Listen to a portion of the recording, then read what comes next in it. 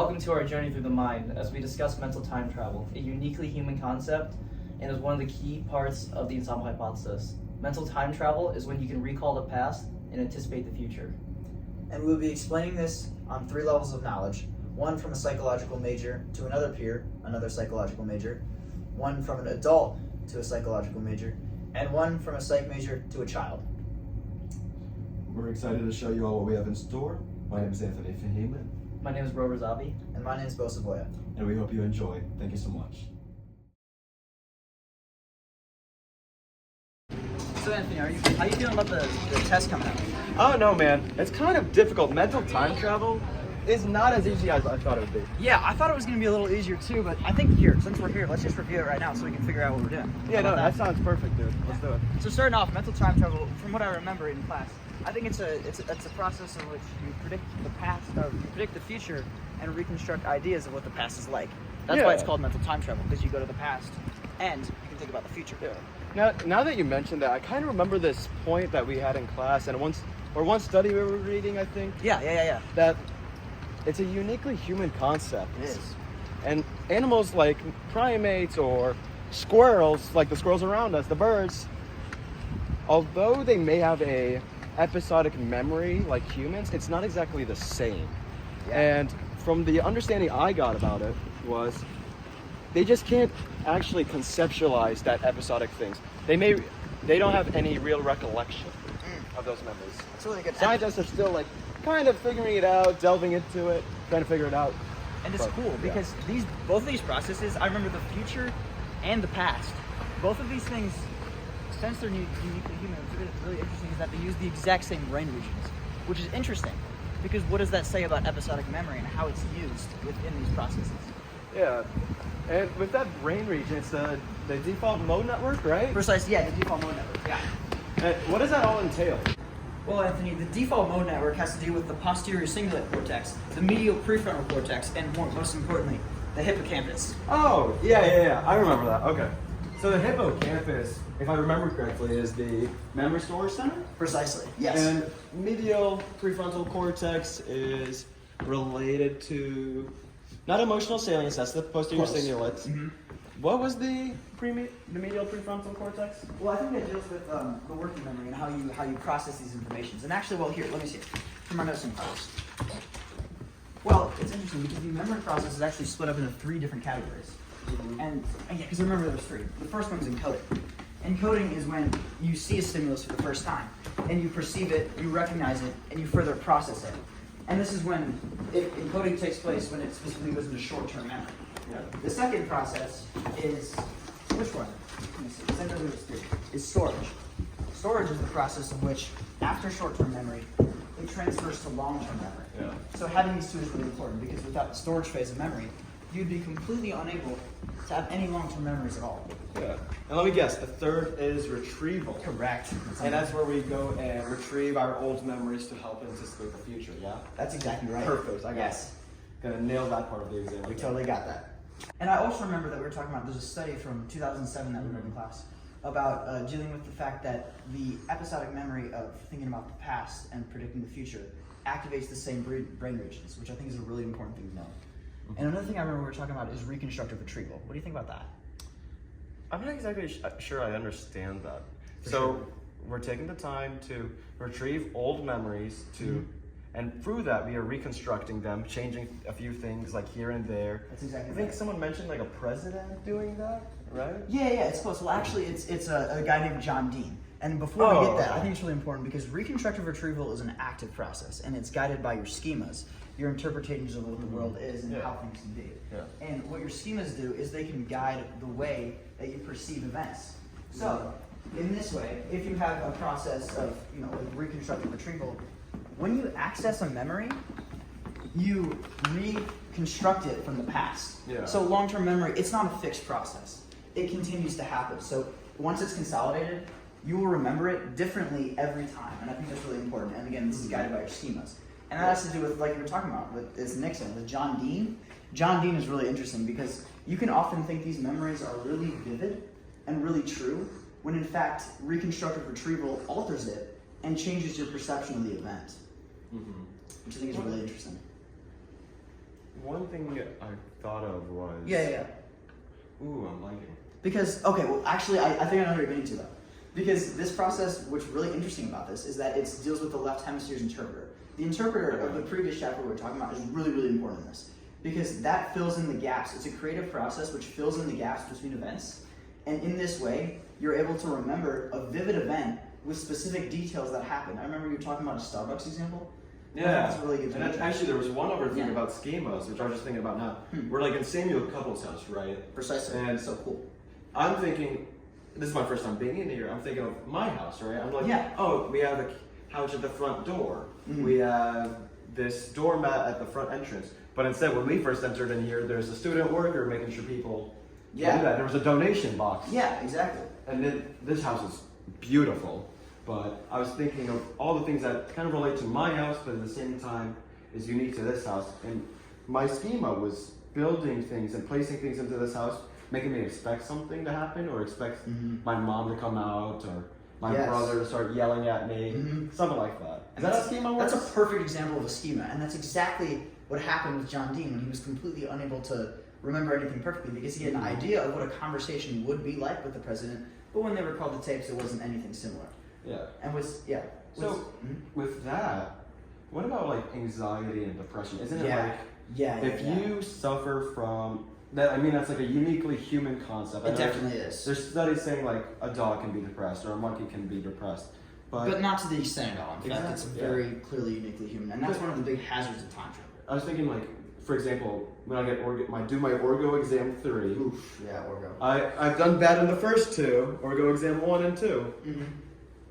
And I'm thinking to myself, when I go to Orgo exam 3, even though I could be studying for like 10 weeks in advance, I feel like I'm going to do bad because I'm having anxiety about past exactly. events. That's such a good. I think that's entirely true.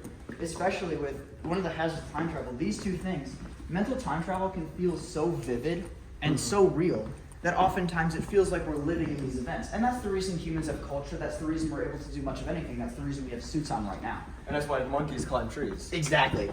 However, it's important to note that, these, like, depression and anxiety are very real things. And oftentimes, like they said, you're going to do better on your Orgo 3 exam because you knew what it was like in the past. However, there is an extent, because, like, depression, rumination is a very important thing. That when you ruminate in your head things that continually happen, it's just not fun at all. Yeah. So that's one of the hazards of mental time travel. In fact, a couple of them. And they're very important to note because, like, frankly, it would be a lot better if humans didn't have this. However, having the hazards of time travel means that we're able to be human and reconstruct and have culture in ways that otherwise we wouldn't have at all. Yeah. No, I appreciate you both. Yeah, of course. Out, man. Yeah, I think I'm going to do better on this exam now. I think so. Me too. The Time Machine by H.G. Wells. Oh, it's 11 o'clock. Gotta call Dad.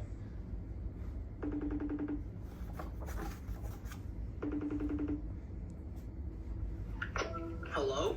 Hey, what's up, Dad? How are you doing? Who's this?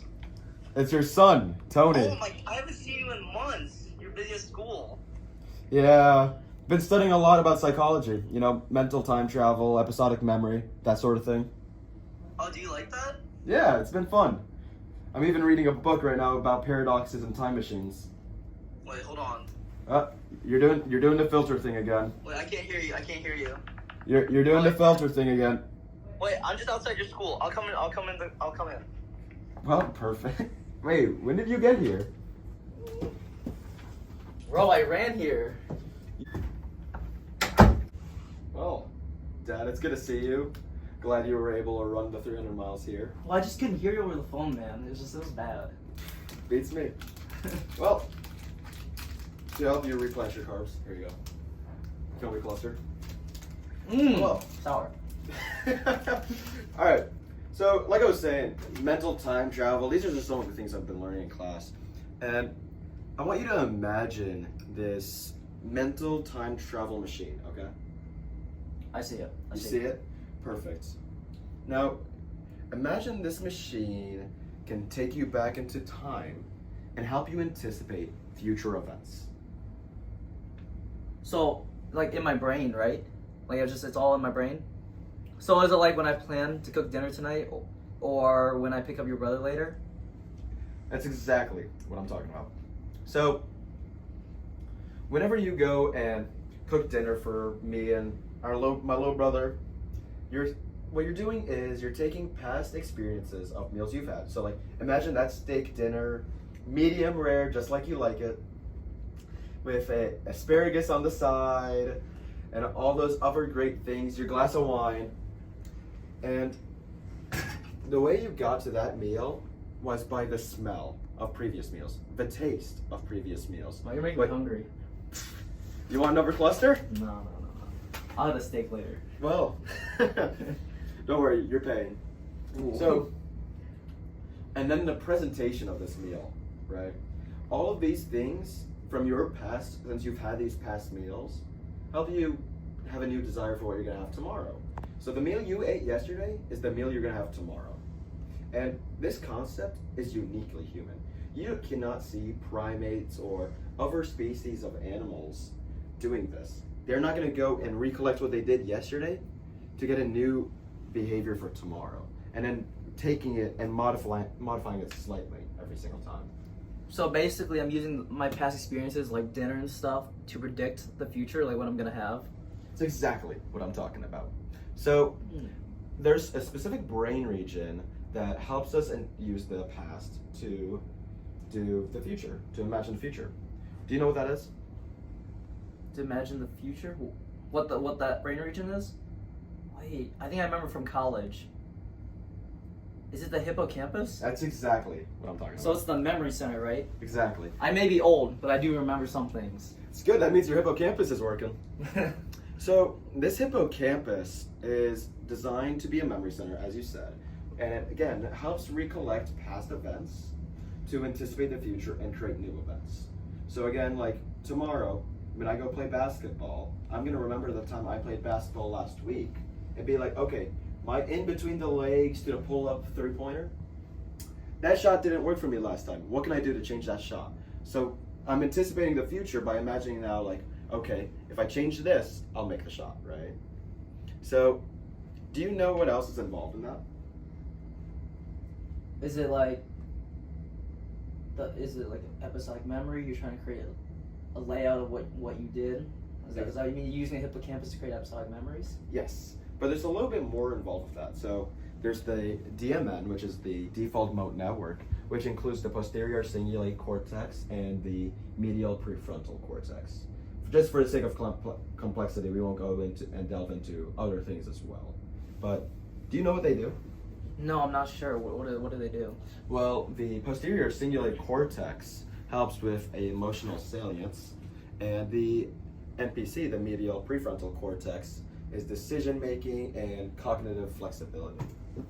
So the DMN works with those brain regions to regulate emotions and plan and make decisions overall? Yes, and with the hippocampus working in conjunction with them, that's how you have episodic memory, being able to recollect the past to anticipate. Wait, how's that work with someone who struggles with all those things, like when they try to use mental time travel? So people with ADHD, for example, will have damage, and they won't be able to predict the future as well. They won't be able to anticipate things.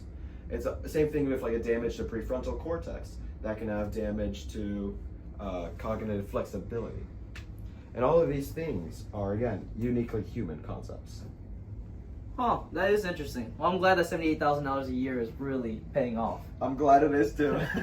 It's a lot.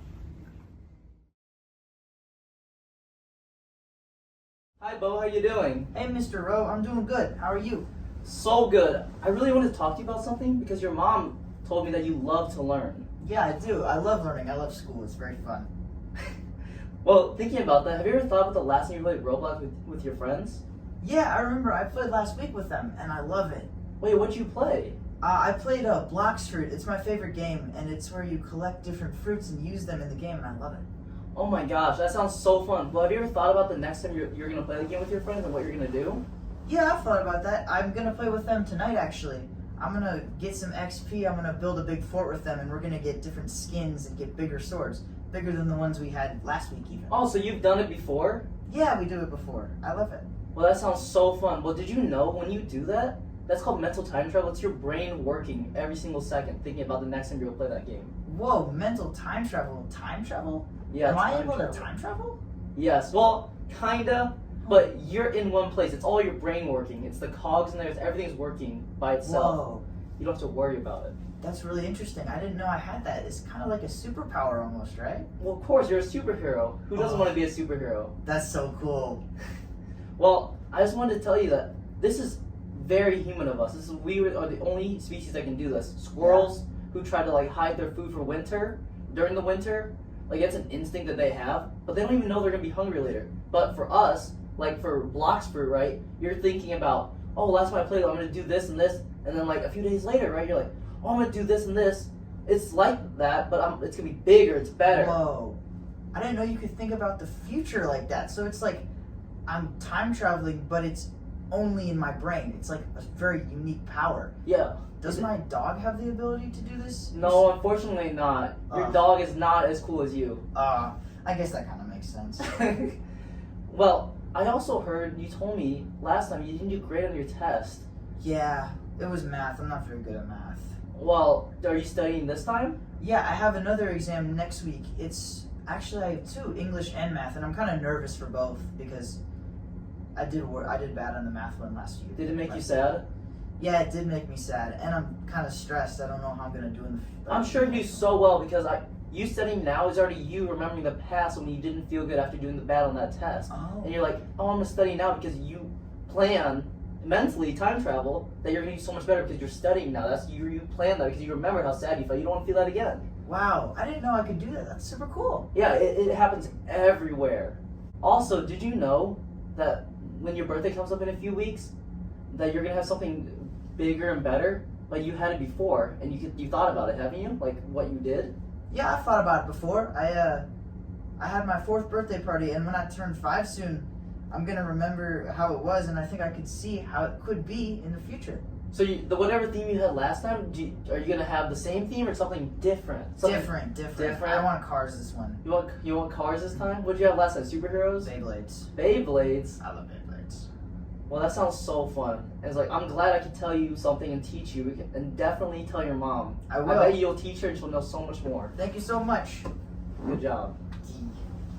As y'all can see, mental time travel is uniquely human. As discussed in our presentation, using 3 different levels of knowledge, we discussed that you can learn and plan, dream about the future, as well as the brain allows you to remember your last meal, the video game you want to play, and or how you studied and what you can do better.